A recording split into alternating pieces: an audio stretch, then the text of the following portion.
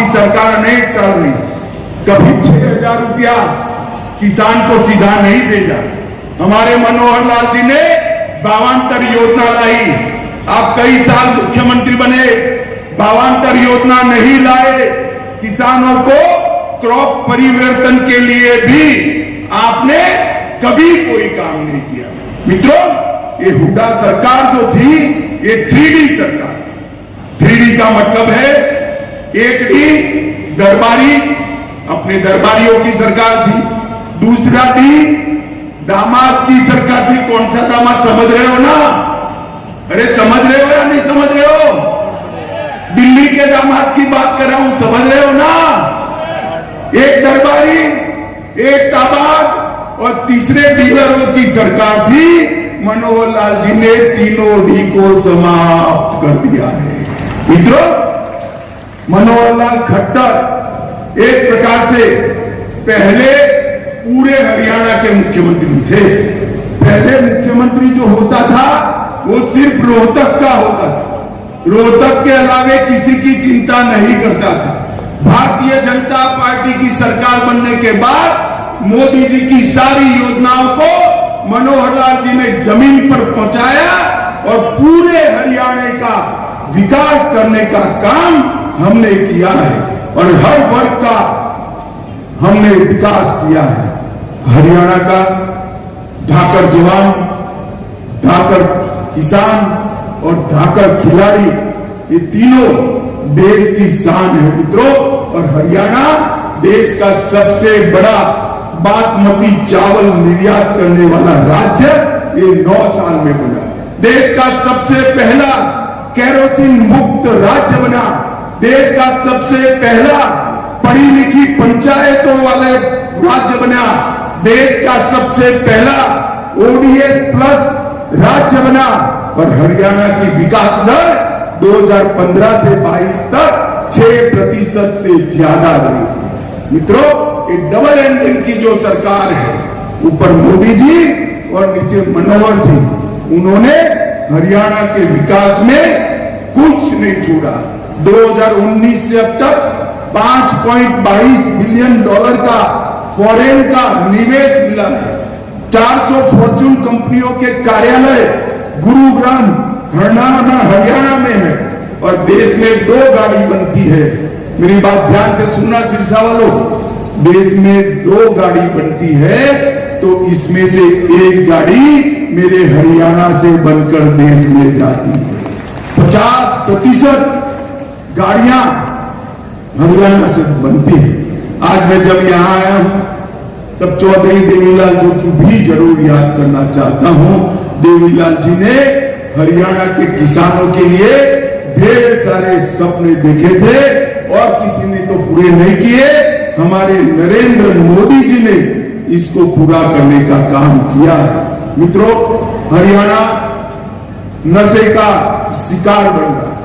मैं आप सभी को कहना चाहता हूं, देश का प्रधानमंत्री नरेंद्र मोदी जी इस बात से बहुत चिंतित है और उन्होंने भारत सरकार के गृह मंत्रालय के सामने एक लक्ष्य रखा है कि कुछ ही समय में भारत नशा मुक्त होना चाहिए और ये अभियान हरियाणा में चालू हो गया है। मित्रों, सिरसा में भी ये 9 साल में बहुत कुछ हुआ है। 1513 करोड़ रुपए का किसानों को बीमा का क्लेम दिया है हमने। राष्ट्रपति द्रौपदी मुर्मू ने 22 एकड़ भूमि पर 1000 करोड़ के साथ मेडिकल कॉलेज की आधारशिला रखी। सिरसा फतेहाबाद मार्ग का निर्माण चल रहा है।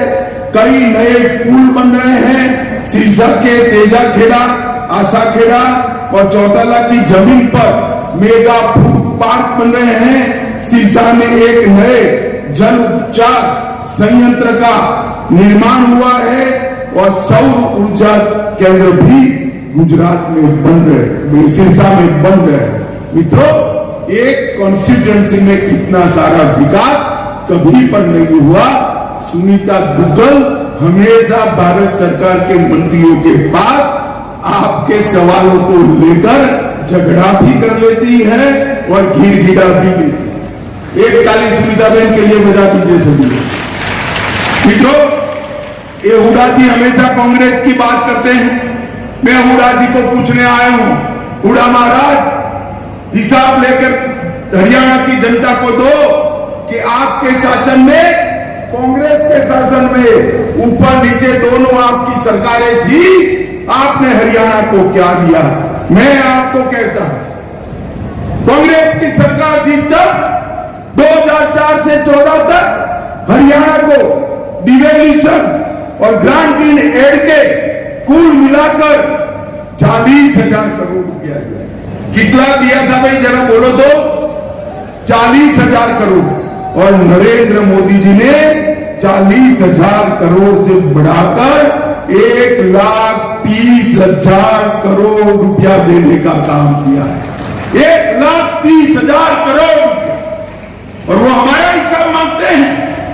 मित्रों, हमने 1400 किलोमीटर नए नेशनल हाईवे बनाए, 17 नए राष्ट्रीय राजमार्ग हरियाणा में घोषित किए, 20,000 करोड़ रुपए से आर्थिक गलियारे की योजना बनाई, 12,150 करोड़ की लागत से सबसे बड़े गुरुग्राम पलवल नूह जिलों से गुजरने वाले एक्सप्रेस वे को बनाया।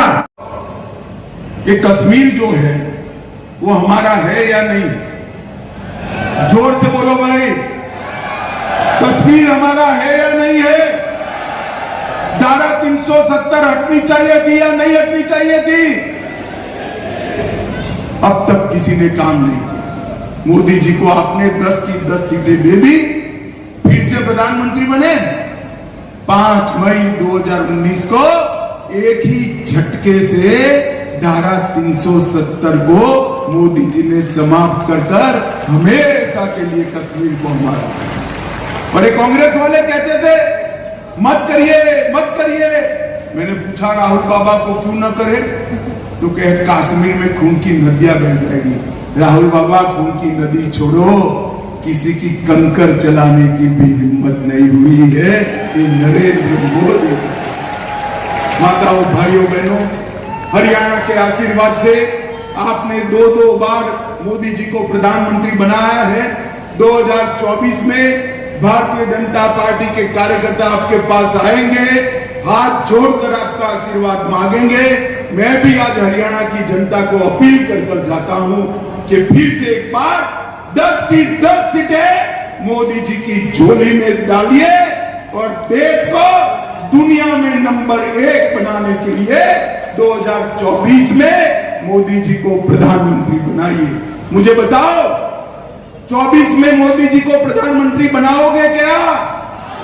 अरे जोर से बोलो, बनाओगे? भाजपा सरकार बनाओगे?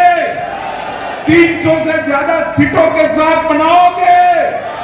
तो मेरे साथ दोनों हाथ उठाइए, उठाइए दोनों हाथ, मुट्ठी बीचिए और प्रचंड आवाज से बोलिए, भारत माता की, भारत माता की, वंदे वंदे वंदे। आप सभी का बहुत बहुत धन्यवाद। नमस्कार।